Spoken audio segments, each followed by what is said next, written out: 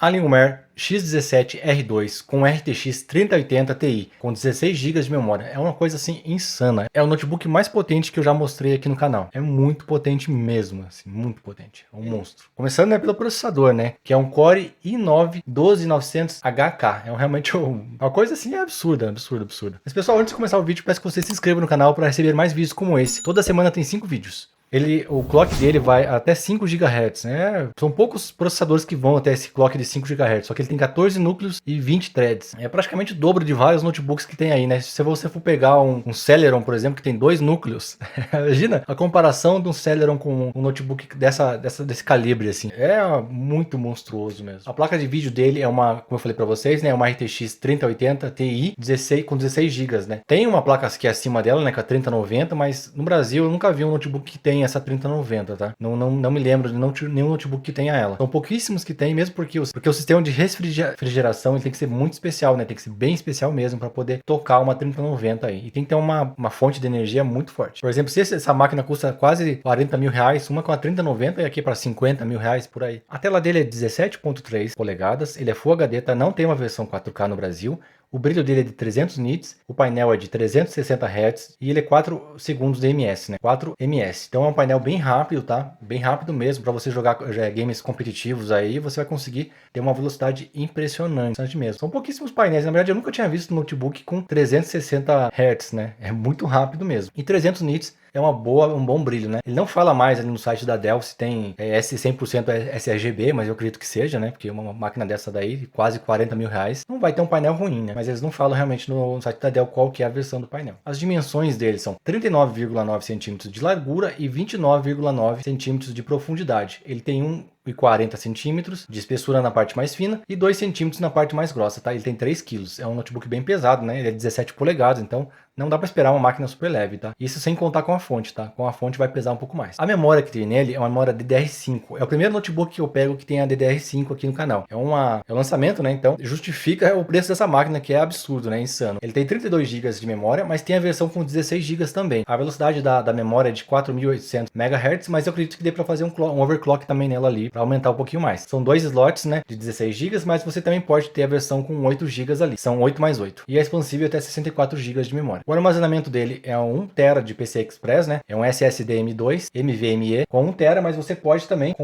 fazer um RAID, né? Fazer um RAID 0 de 2 TB, que é uma coisa assim monstruosa, né? Você vai pegar ali que eles oferecem no site da Dell, dos 2 TB, né? No caso, na verdade é 1 TB. O RAID 0 ele vai só multiplicar ali, né? Ele não vai somar as duas capacidades, ele vai multiplicar a velocidade. Então, se você pegar ali e fazer um RAID 0 de 1 TB, ele vai ficar muito mais rápido, mas não vai aumentar a capacidade. É uma coisa assim impressionante, né? Ainda mais que vem de fábrica, assim, um RAID 0 eu não tinha visto nenhuma máquina que viesse com RAID 0 de fábrica ainda, os que eu mostrei aqui no canal. Então deve ser muito rápido, porque esse NVMe já é rápido, só que a Dell não fala a velocidade que ele tem ali, né? Pisaram na bola. Às vezes nem compensa você fazer o RAID 0, né? Porque vai aumentar bastante o preço dele ali com o RAID 0, né? Aumenta R$1.000 o preço dele com o RAID 0. Então, às vezes compensa pegar um outro, compensaria no caso, né? Compensa pegar um outro NVMe, mas só medindo mesmo para saber se essa velocidade justifica, né? Esse custo a mais. As portas e conexões. Ele tem duas portas USB 3.2 de primeira geração com PowerShare, que é aquela que você pode carregar as coisas, né? Pode carregar um fone de ouvido, alguma coisa assim. Ele sai energia, né? Uma porta USB 3.2 Type-C de segunda geração com DisplayPort, tá? E também tem Power Delivery nessa porta. E uma porta Thunderbolt 4 com Power Delivery também. Então você pode carregar alguma coisa nessas duas portas e você pode carregar alguma coisa, né? Caso você queira carregar algum equipamento, você pode colocar um monitor externo ali e carregar esse monitor. Caso a energia, né, pode ser do próprio computador, só que ele não fala qual que é a potência dessas portas, tá? Não diz quantos watts que são quantos watts tem ali essas portas. Dependendo também, você pode até carregar a máquina ali por essa porta, mas como ele não fala se você dá para fazer isso, né? Teria que perguntar para o suporte da Dell se você pode usar essa porta Type-C, né, essa Thunderbolt, para carregar a máquina. Tem um conector de áudio universal, que é aquele P3, que cabe fone de ouvido e headset, uma porta mini DisplayPort 1.4, uma porta Ethernet RJ45, que é aquela porta de internet, né, cabo de rede, e também tem a portinha de energia, né, que vem em todos os computadores que vem a portinha de energia, nem sei porque tá ali, nem devia ter colocado. Também tem um slot de micro cartão SD, tá? Isso é legal, porque tem máquinas que não vem mais o cartão SD. O ideal se fosse o grandão, né, o SD normal, mas pelo menos tem alguma coisa ali, né, já ajuda. Melhor do que nada, né. O bacana dessa máquina é que as portas ficam todas aqui atrás, aqui, ó, tá vendo?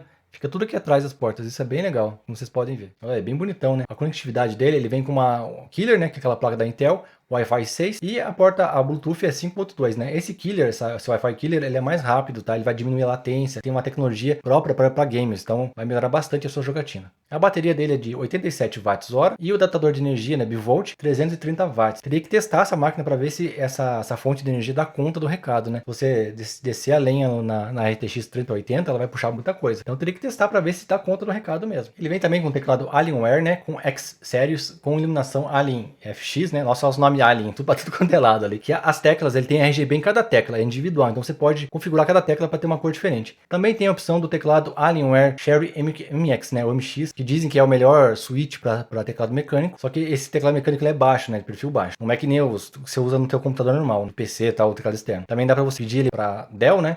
É R$1.000 a diferença dos dois teclados. O com Cherry MX ou o teclado normal ali, que é o teclado da Dell, né? Olha que legal que ele é, olha, é bem diferente, o perfil dele é bem baixinho. É uma coisa assim, bem diferente. Olha o tamanho da molinha aqui, cara. Eu fiquei abismado quando eu vi esse teclado mecânico deles. É bem fininho. A Dell também tem um teclado mecânico, mas não é isso aí não, é diferente. Achei bem bonito esse teclado deles ali, ó, bem bonito mesmo, assim. Ele parece teclado normal, assim, aqueles teclados chiclete, né? Não parece teclado mecânico, você olhando assim de fora. A refrigeração dele, cara, ele vem com 4 coolers, cara. Eu não tinha visto um notebook também com 4 coolers. Essa máquina aqui tem muita coisa que eu nunca tinha visto, assim. Também aqui, olha como que é o tamanho da parte de refrigeração, assim, é o tamanho do cobre aqui, ó. Aqui, ó, dentro de cada heat pipe desse de cobre tem uma vapor, né, no caso. Ele não fala se tem uma refrigeração líquida nem nada, então eu acredito que seja só vapor mesmo, que ele faz o resfriamento aqui, mas 4 coolers, né, tem que ver se não faz barulho, né. Eu acredito que por ter mais coolers, pode ser que ele tenha que ter menos velocidade, então seja mais silencioso, mas teria que testar para poder ver, né. Ele também usa um material Element 31, que tem o gálico e silicone, que é exclusivo da Alienware, né, que ele aumenta 25% na resistência térmica. Ele vai fazer essa transferência ali melhor no caso do calor, né, que passa do processador da placa de vídeo para o cooler para fazer o resfriamento. Realmente é uma coisa assim do outro mundo esse